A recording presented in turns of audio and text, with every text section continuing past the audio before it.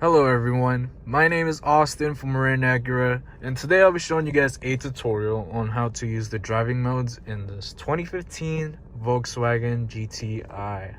So, in order to access this feature, we must go next to the shifter.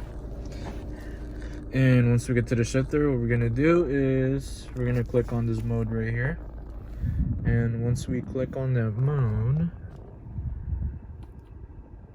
it's gonna give you an option. It will default to normal first of all, but if you would like to switch out the mode, just click on the button right here, and then you could do sport or individual.